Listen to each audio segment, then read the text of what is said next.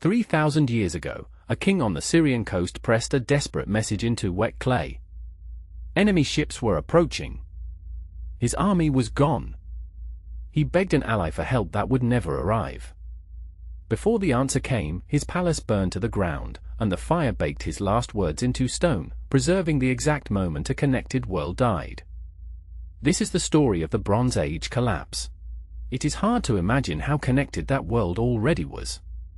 Around 1250 BC, great powers ringed the eastern Mediterranean.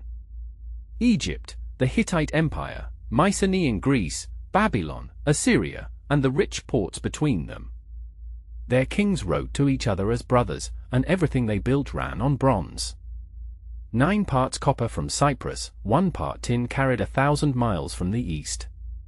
One sunken cargo ship from this era held 10 tons of copper in its hold. The whole age was a chain, and every kingdom was a link. Then the ground itself turned on them. Beginning around 1225 BC, the region entered what geophysicists call an earthquake storm. For 50 years, major quakes tore through the Aegean and the eastern Mediterranean one after another, cracking walls and toppling towns that had stood for centuries. Cities can rebuild from an earthquake. But the storm was only the first blow, and the next one aimed at the harvest. The trees still remember what happened next. Ancient junipers from central Anatolia record 3 consecutive years, 1198 to 1196 BC, with almost no rain at all. Harvests failed across the Hittite heartland. Granaries emptied. Desperate royal letters crossed the sea begging for grain ships, and one Hittite message calls the shipment a matter of life or death. The greatest land empire of the age was starving. And then, out of the chaos, came the ships. Egyptian scribes called them the peoples of the sea. They were not one nation. They were a fractured coalition of displaced mercenaries, pirates, and refugees, moving with their children and everything they owned in ox-drawn carts. Some came to plunder. Many came because their own worlds had already collapsed behind them. The fracturing began in the Anatolian highlands. Hattusa, capital of the Hittite Empire, a fortress city with 6 kilometers of walls, was quietly abandoned.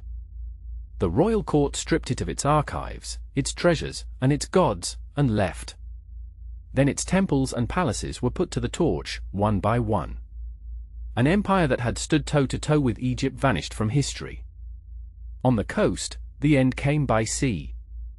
At Ugarit, one of the richest ports on earth, the king's best troops were away serving his Hittite overlord when the sails appeared. His letters count just 7 enemy ships. 7 were enough.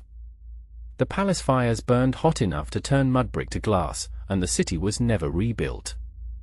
In its archive rooms, those same flames baked the king's final letters hard as pottery, preserving them inside the city's own funeral pyre.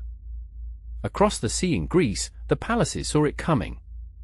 At Pylos, the last clay tablets ever written, their record watchers posted along the coast, hundreds of men staring at the horizon for sails. Whatever they were watching for, it came anyway. Around 1180 BC, the palace of Nestor burned to its foundations. Writing in Greece was palace bookkeeping, and when the palaces burned, it vanished with them. For centuries would pass before Greeks wrote again. The Egyptian inscriptions describe the wave rolling south with a kind of awe. No land could stand before their arms, they say, naming the fallen one by one.